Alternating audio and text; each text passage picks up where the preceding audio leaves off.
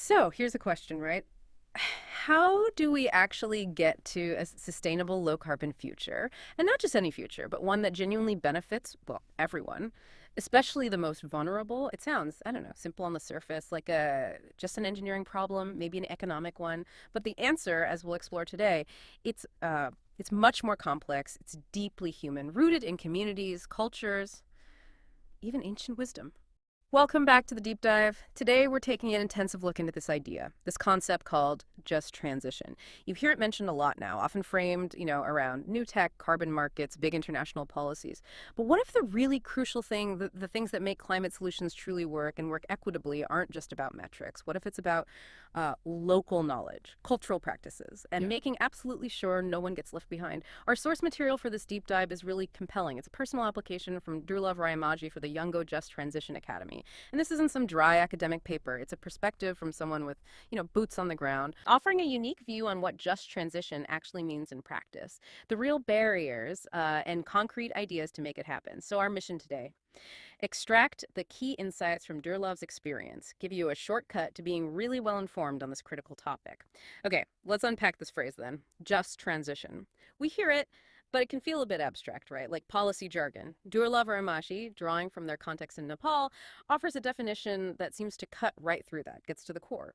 So, what does Durlov really mean by just transition? Yeah, what's fascinating here is how Jurlov frames it. It's not just about, say, switching energy sources or tweaking the economy. It's fundamentally a social imperative for them. Moving to low carbon, yes.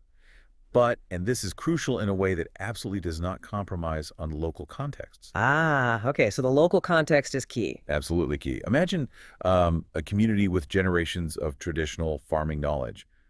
A just transition for them wouldn't just impose some new industrial model. It would support and adapt their existing, often sustainable ways. Right. Building on what's there. Exactly. And ensuring genuine equity. For marginalized communities particularly, meaning everyone from the farmer to the policymaker has a real voice, a real stake. And critically, it's about acknowledging the vital roles people play, especially those most vulnerable to climate impacts.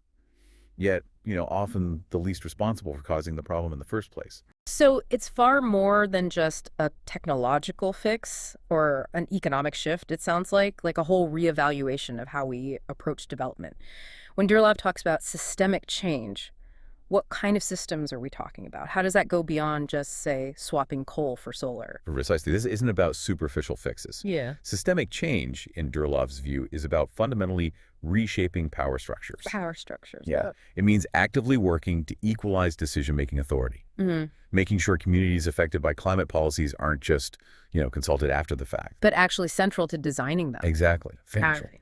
And this involves a really profound shift, recognizing, uplifting, actively promoting local and indigenous knowledge systems, seeing them as foundational, not secondary or quaint. Mm.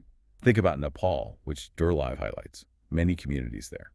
A just transition isn't just about getting solar panels. It has to involve all levels of participation. It must safeguard traditional livelihoods and, critically, preserve their rich cultural and ecological heritage. That makes sense. Durlov's vision here really sums it up. Climate solutions aren't extractive or exclusionary, but will foster solidarity, resilience, and sustainability for all, while becoming a climate and social imperative that priorities people, place, and planetary well-being together. Wow. That's not just policy, that's a whole philosophy. It really is, demanding justice and equity woven into every single step, Mm. pushing us beyond just thinking about emissions or just the economy Yeah. to, well, truly integrated well-being. That is a powerful vision of systemic change. And it really makes you think about the tools we might be overlooking. This focus on the human element, local knowledge, culture, it comes alive when we consider Durlov's background, right? Social anthropology. How does that academic lens actually illuminate the path here, make it seem less optional and more crucial? It's absolutely crucial. That background in social anthropology gives Durlov a unique vantage point. It highlights this critical intersection, climate change and local knowledge systems. And Durlov firmly believes if we leverage this intersection properly, it can significantly help with mitigation and adaptation, especially locally. How so? What does anthropology bring to the table specifically? Well, anthropology provides the tools to understand deep cultural nuances, right?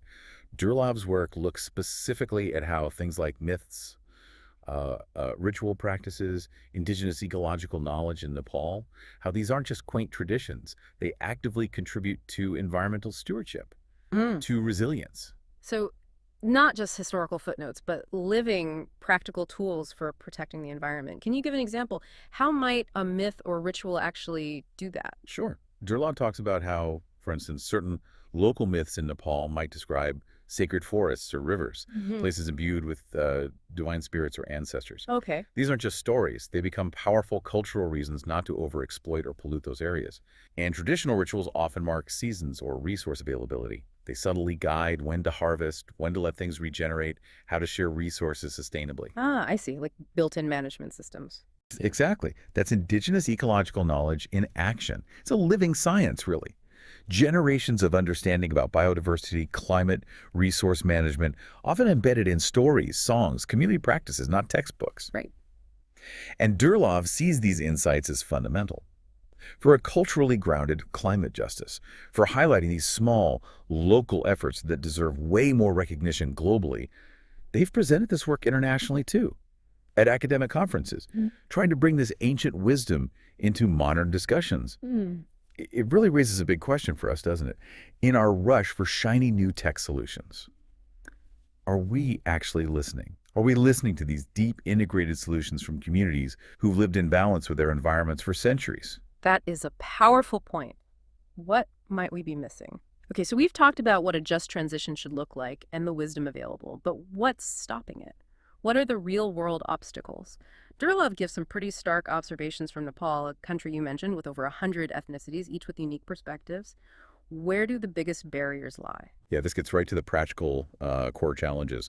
Durlov points to several really pressing barriers. First, and maybe the most critical, the systemic marginalization of local and indigenous knowledge. Marginalization, how does that play out? Well, even though these communities often have incredibly deep ecological wisdom, deep connections to the land, their voices, their methods, their insights are just frequently overlooked or dismissed or actively excluded from formal climate policy and planning. So even if they have solutions, they're not heard. Often, yes. Imagine like a big international NGO designing a reforestation project, Hmm. but they ignore local knowledge about native trees or soil or traditional water management.